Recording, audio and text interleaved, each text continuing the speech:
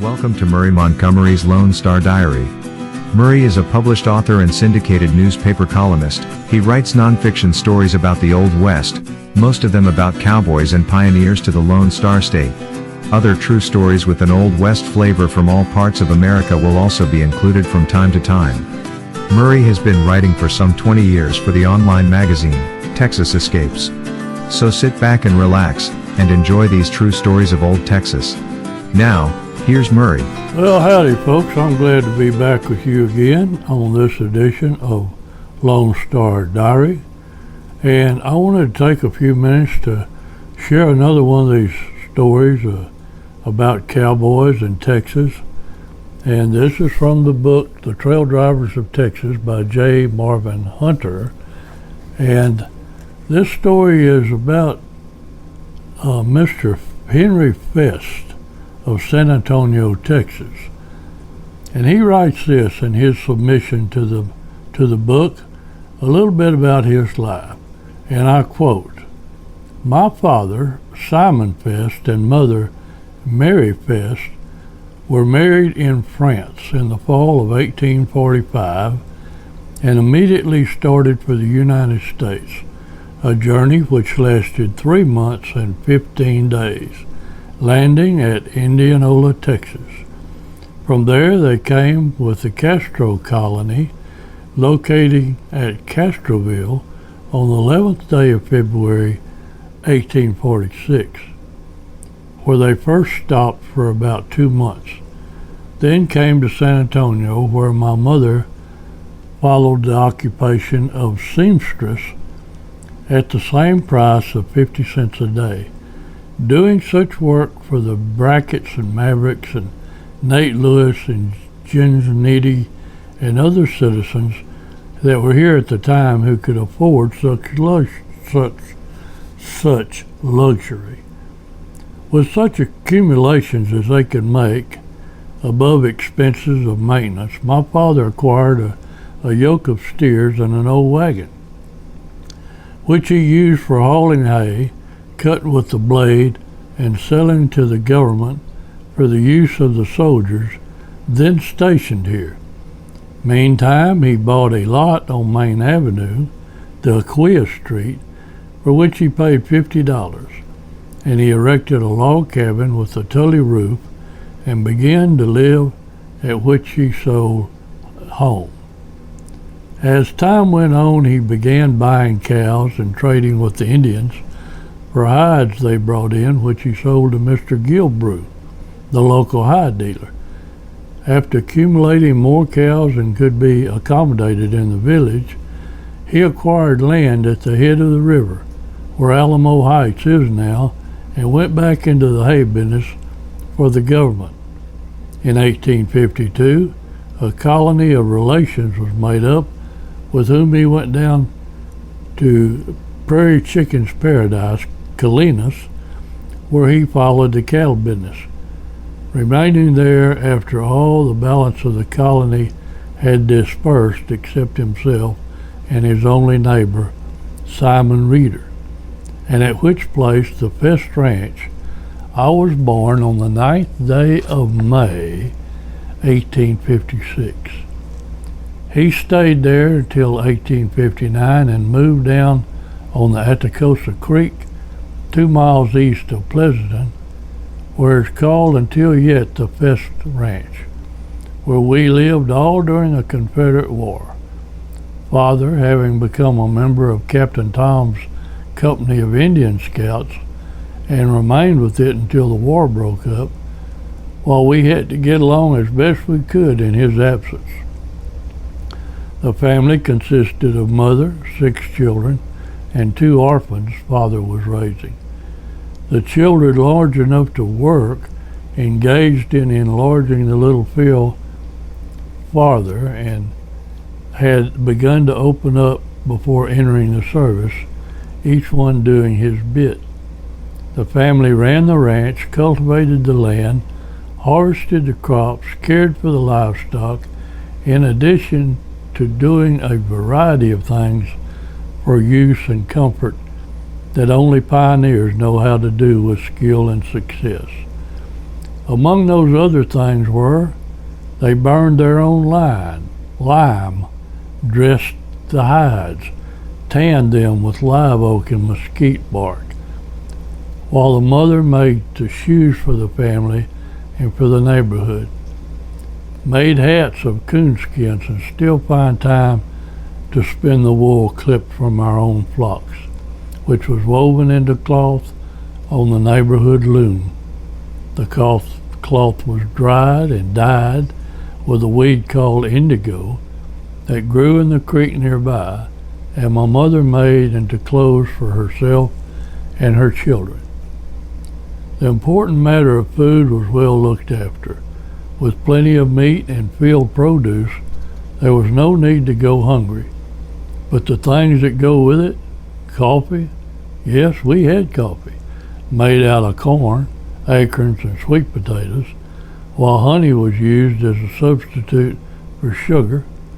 With an abundance of milk, cream, butter, and eggs, this homemade postum went all right until we renewed acquaintance with real coffee afterwards. While shelter, food, and clothes were thus acquired, we were not lacking in matters of excitement and thrills. In addition to the usual exhilarating experiences of ranch life, there were the Indians, lots of them, and they were real savages who did not stop at stealing or murdering when it suited their purposes to do so. This constituted a real danger that had to be considered, and hence the old men past the age of going into the Civil War were associated together as the home guards, and their duties were to notify all the families in the country of any reported approach of Indians, and the families were disposed of by going into a designated place where they could have better protection against the Indians by the guards who were surrounding their retreat until all the danger had passed. With this kind of environment, boys naturally learned horseback riding, and they loved it, and practiced to become skillful bronco busters and good shots. After the war, my mother became tired of life on the ranch with its incidents, and Father sold most of his stock and moved his family to San Antonio on South Flores Street, where he ran a dairy, at which I worked until I was 15 years old. Then Father made me quit bronco riding and put me in a blacksmith shop. But the repairs on Mexican carts and freight wagons, which freighted between here and Mexico, was too hard a job for a boy of my nature, and my liking for the bronco riding caused me to run away from the shop and go on the trail to Kansas. My first trip was in 1871, leaving San Antonio on the 9th day of March and returning on the 8th day of September. When I got back, I ran a bunch of men doing nothing but branding mavericks on the Frio and Nueces rivers for a man by the name of Gomes. I continued at that until January 1872, and in February following, I made a contract with a man named Votal to take a herd to Kansas for him as boss. Coming back in October of the same year, I went to work for my father again, running stock for him until 1876, in which year, the centennial, I went north and returned the latter part of 1876. In 1877, I went into the butcher business for myself, and afterwards sold out my market and engaged in the mercantile business, in which I continued until 1907, when I sold out and retired.